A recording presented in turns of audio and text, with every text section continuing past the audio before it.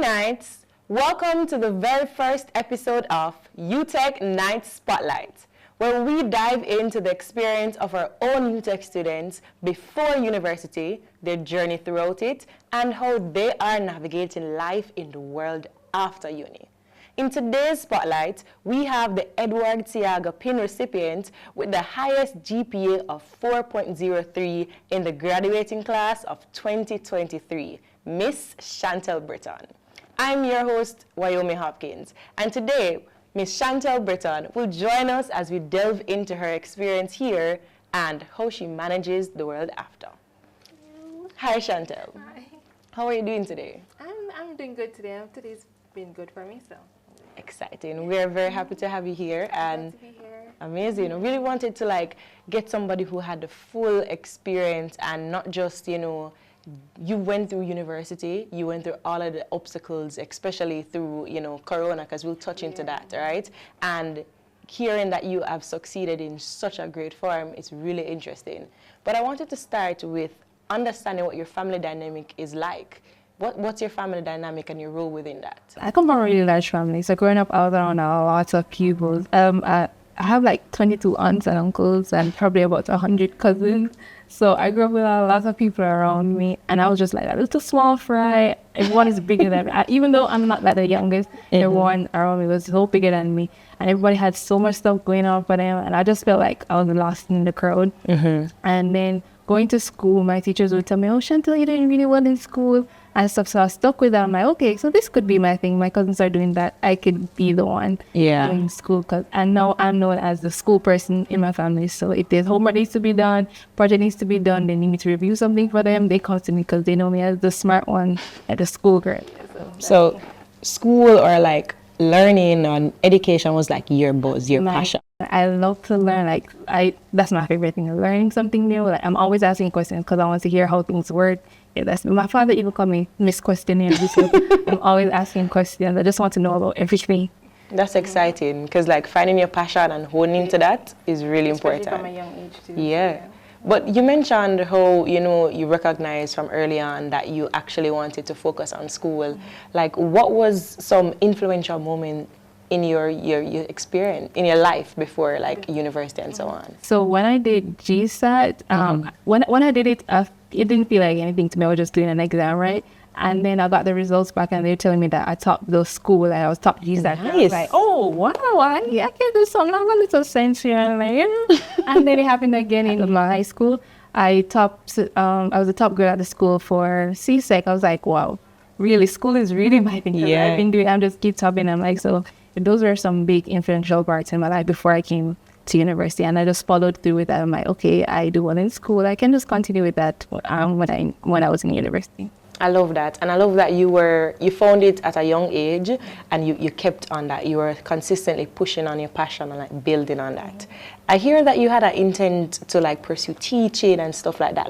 Where did that passion for teaching math or business originate? So my father, he was a math teacher. So he would come home, he would help me with my math homework, and he explained it so well to me, and I just fell in love with math. I'm like, okay, I love this. This is what I want to do. When I grow up, I want to be a math teacher just like my dad.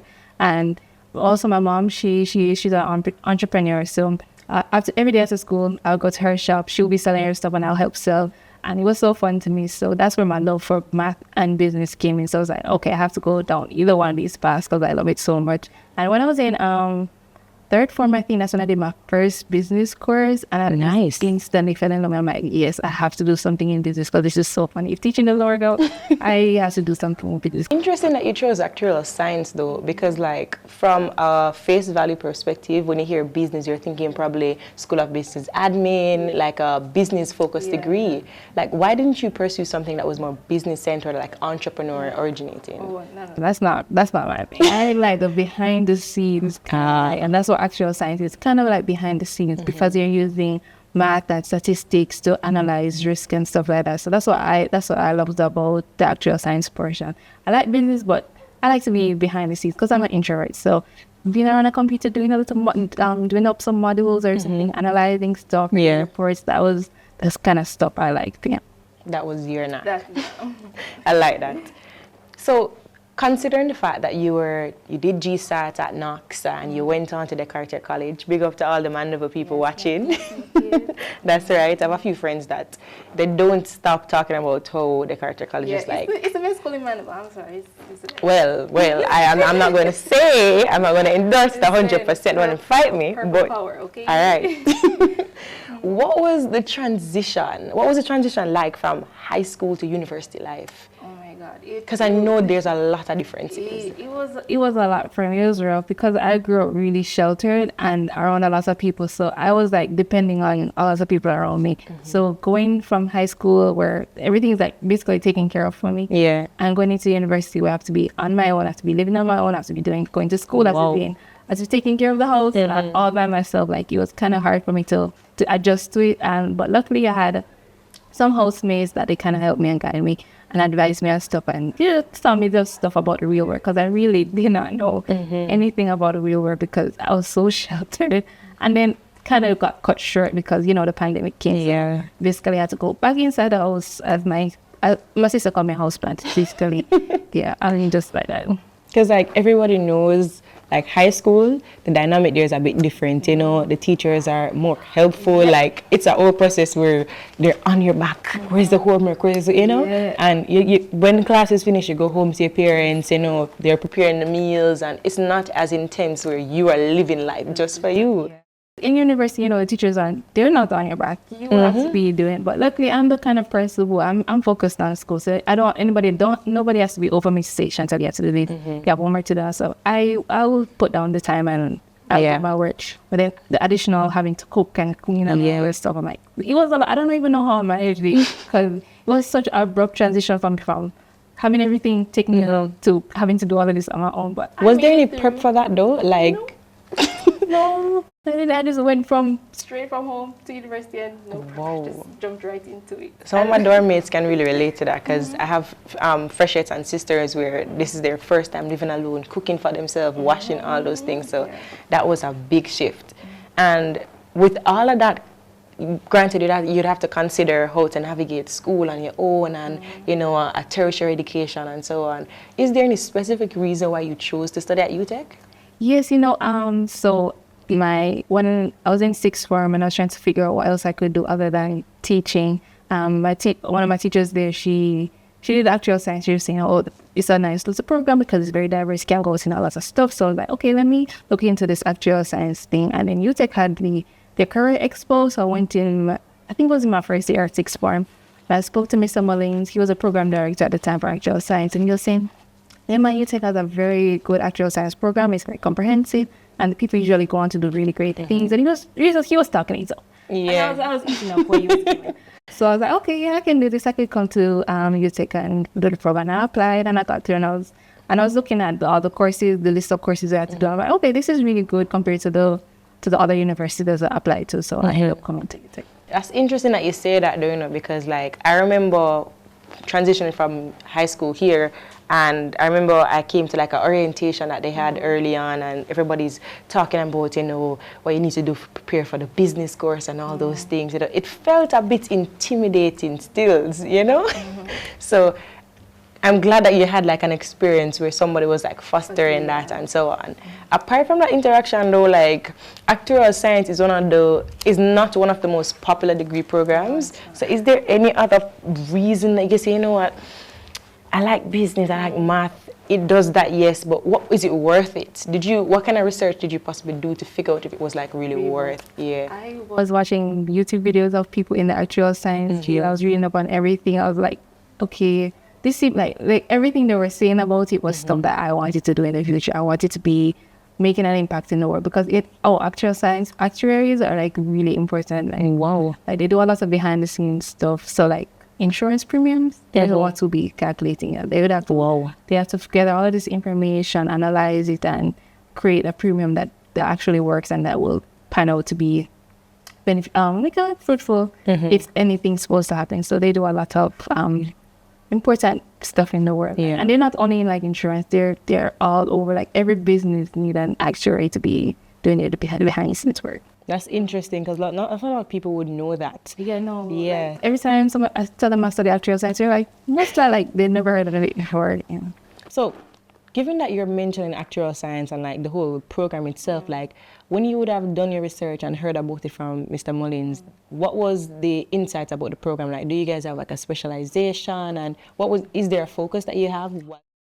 It's just straight actuarial science because it covers so many stuff. It's just straight. So there's not really a minor or anything. Just straight actuarial science because we do, let's say, we do accounting, economics, do a programming course, we do research, we do marketing. Like there's like a lot of business courses, and of course, we do a lot of math and statistics. And yeah, it's a major program that covers so many areas in the 4 years, and it's a really good program here. To be honest, with all you're mentioning, I have to have higher respect for actuarial science students because it's like you are taking a part of all other faculty. Every faculty, except probably the science stuff. But yeah, that's interesting. And granted, being in a program that big or that comprehensive that you literally have to focus on numerous things at once, is as if you are interacting with, for example, some engineers, interacting with some programmers, interacting with some marketers.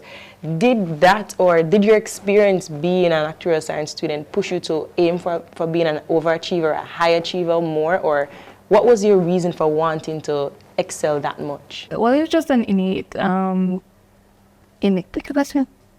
was an innate pressure it was just pressure from me. Like there was no outside pressure saying, oh, you have to be doing well.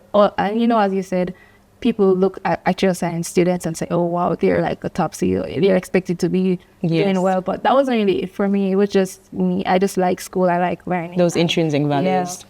So it was just pushing myself to do the best I could because I know I could do it. So I'm like, work towards that. I like that. That's motivational. Yeah. Like if you know that you have the capacity, it's best you literally just push yourself to the highest limits. And you started a degree program literally like from 2019, right? Yeah. Excellent. So you would have experienced the majority of your university experience, literally COVID at its peak. Yeah. How did that affect like your learning experience and how you managed to maintain good grades? Okay. So jumping from face-to-face, like we've been face-to-face for our whole entire lives, and then going straight into this online space just so abruptly. It was a bit of a transition because at the beginning it was like really confusing because you had to be finding out from your teachers what's gonna happen, how the test is gonna do, and what we're gonna do for our finals and stuff like that. And like some of the stuff we didn't finish learning, and so the teachers have to be finding these new ways to like teach us, connect to all of these students all over Jamaica, like trying to get everybody into one place. Yeah. So it was a lot trying to navigate it. But luckily UTech has Moodle and we had WhatsApp groups already, so everything they could upload it online and we could access it easily and do our tests from there. So I feel like UTech had a really good, nice little interesting here from going from face to face to online. So at some point it felt to me like I was still in school because it wasn't that bad. But yeah, at first you started a little shaky, having to adjust to all that stuff, but eventually it worked out. I remember like I started uni around the same time that you did, right? And I remember like there were one and few courses that were offered online for just like the students who needed the flexibility. But the transition where it was all that we had, like a lot of students, like it hit literally drastic, you know? So I find that a lot of persons managing school throughout all of that may be difficult. And it's so important, as you mentioned, that you found your knack, like your passion was tied to your degree. So, and I think that was one of the few things that fueled you to like continue to aim and to grow in the path. Yeah, because school is my thing and I love school, so it just kind of fueled me. Like, I'm going to focus on this is what I'm going to work towards. I'm not going to let this online thing, like this little brief little transition, this rough transition affect how I was going to do in school that time. I love that. And it's so important they say that because we can see whereas when you decide to be disciplined and focus on like your passion, it really pays off. You are consistent with maintaining a great GPA, getting the high achiever. The university's 60th and 65th high achiever for 2021, 2022, 2023. That's really commendable. Yes, thank you. I didn't even know about the scholarship. I wasn't really working towards it. I was just doing school, and then they called me and told me that, oh, wow. You taught the faculty, you have to come and collect your order and stuff. I'm like, oh, wow. And then nice. Kept doing it over and over. I'm like, okay, this is okay stuff I like to hear. You find your buzz, you find your knack, and you just work with it. I like that.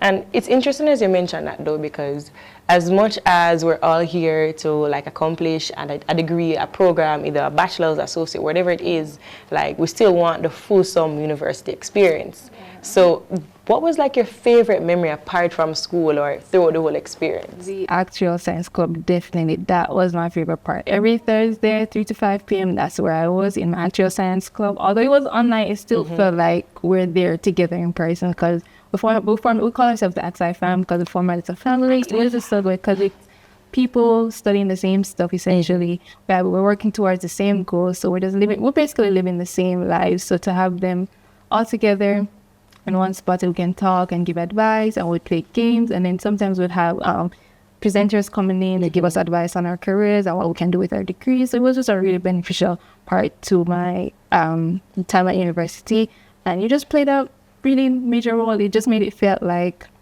I was in university, didn't feel like I was just online and stuff, so I felt like I was actually going to university. And you got the time to like bond with people and like hear varying perspectives. Yeah, because when you're online, a lot of times in class you can talk to your friend. Online, you just see a list of the participants, you don't know who's who, and as soon as class ends, everybody log off and on, so you have no idea who's who. So being a part of the club, you got to know who's who, and it was good. Nice. Did you use that like as an opportunity to like grow and to like, for example, was there any leadership within your university experience? Leadership roles? Yeah. So I started out with the actual science club as a member, and then I got nominated to be the secretary. I accepted it and everything, and then I got there to be the secretary. I'm like, oh yay, this is fun. And I'm being the secretary. I got to play a part of like helping to plan meetings and give ideas on what we can do with meetings. And then even though I was secretary planning meetings, I was still a part of the activity, so I still get to play the games and stuff. So it was so fun. And then after being secretary, they nominate me for president. I was like, nice. Oh, this is a big jump from secretary to president, but I think I can take it on. I was really nervous though, because I'm an introvert. I'm not this good with talking to people and having to command a meeting and stuff like that. But I was like, I'm going to take it on. I need to come out of my shell a little bit. I need to live my full university experience. I can't be the same person I was when I started, So I took it on, and it went really, really well out and all the meetings, and we just have a grand time. Like, I kept the same spirit of what the past president used to do, and then I left it so the president after me will continue with the same spirit. So it was a nice little club to be a part of, and I recommend anybody who's at UTech right now to just join a club. It's really fun to be a part of a society, a part of a group of people who have the same goals as you. Yeah, and keep you grounded, and it's a nice little thing to be a part of. Yeah.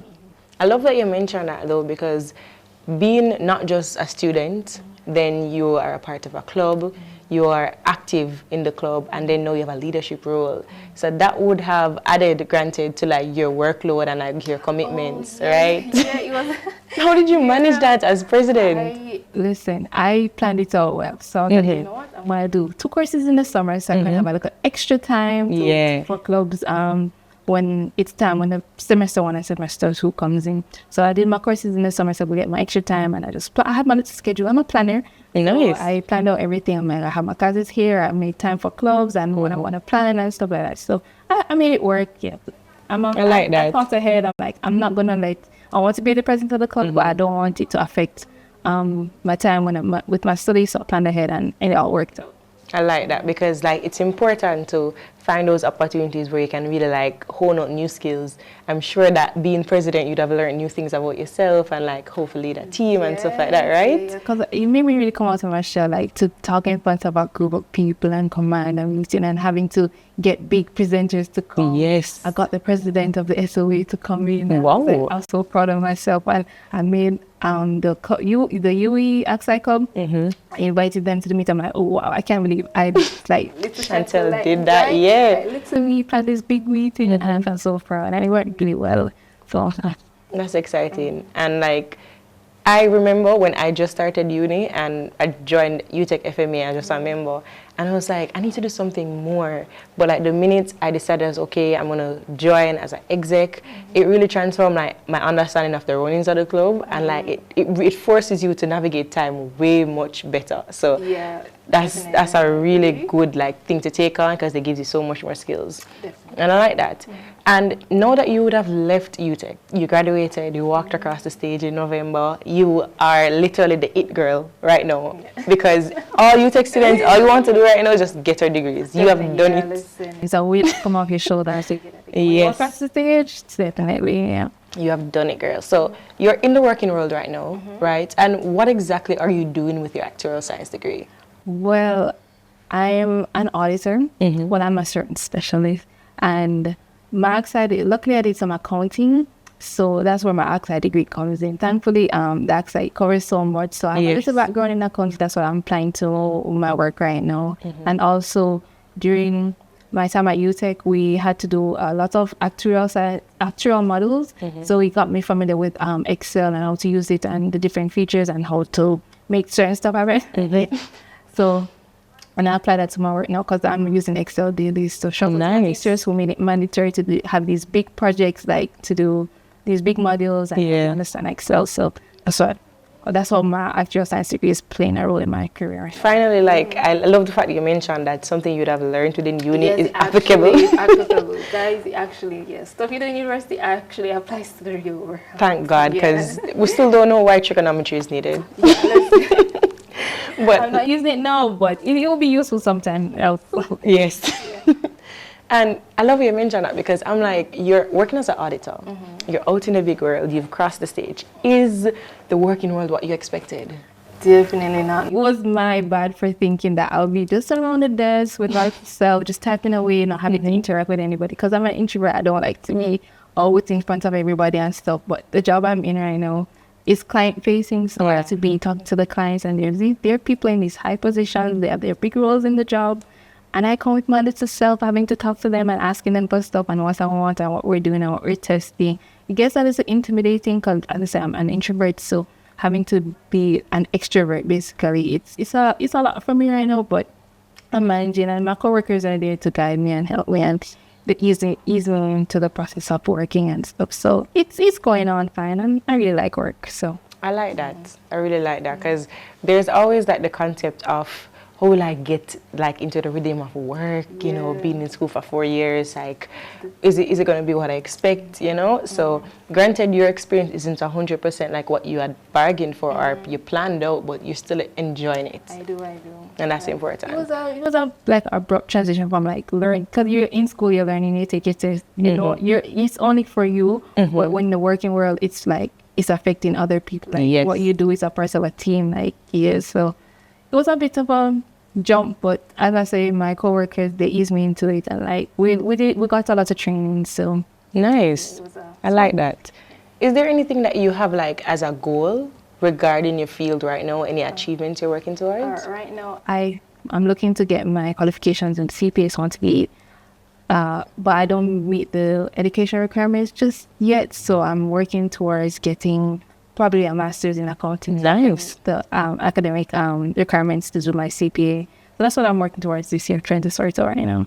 Awesome. So, and a CPA is a chartered accountant? Public account, yes. Nice. So you want to further that and like... continue down that the accounting path. I'm sorry that I'm not really fully following the actual science path. I know the word in Jamaica, actual science is not a big thing and they're looking for more actuaries, but I found my passion in accounting and I'd like to move along that path.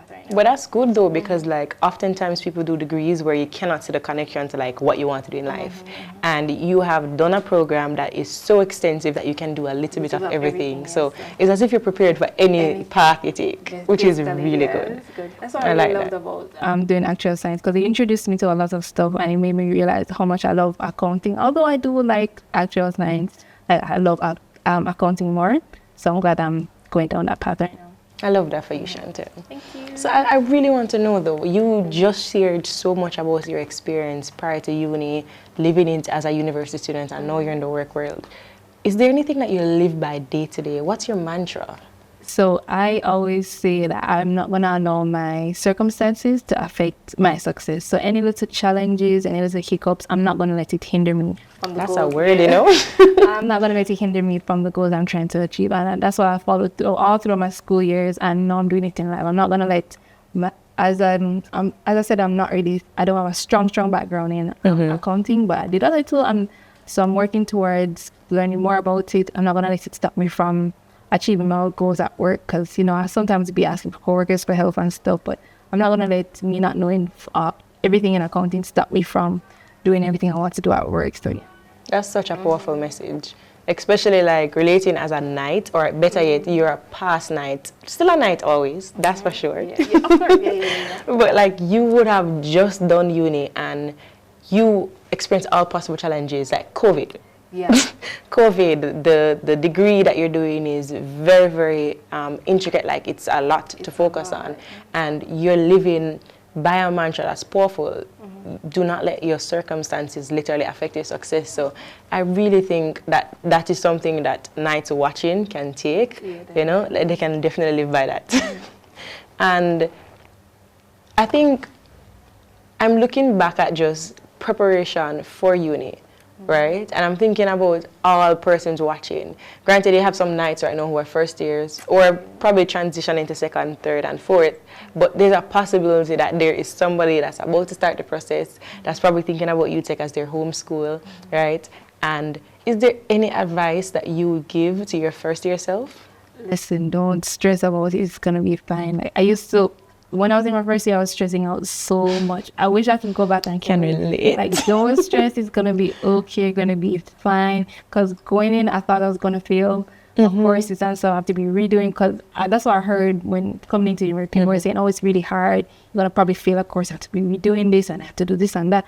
And so I was stressing the whole time. But now that I'm graduating, now that I graduated, I'm like, it's not that bad. You're going to manage it. It's a lot of work, but you're going to manage. You're going to be fine. You don't need to stress. It's going to be just okay. Yeah. That's a very good, like, I love that you could realize that it's an experience that most first years would have. Naturally going to be nervous, but regardless, you're like looking back, you know that preparation is all that you need, like just zoning and getting yourself ready and taking it step by step. So I just want to thank you, Chantelle, for taking time out of your day to share so much insight with the night watching. Like literally your experience would shed light on how we can use that information to navigate our day-to-day life. So I want to thank you for sharing that. And it's obvious that you have a very bright future ahead, you know, Miss CPA. We're going to be checking in with you to see how, you know, you transition into making accounting your life. And I know you have so much more to offer, you know. And I want to thank you for carrying on that nice legacy of excellence through knowledge. So thank you again, Chantelle, for being a part. It was such a pleasure. Yeah, it was nice to meet you. All right, Knights, we are here wrapping up our very first episode of Night Spotlight. Until next time, folks, I'm your host, Wyoming Hopkins.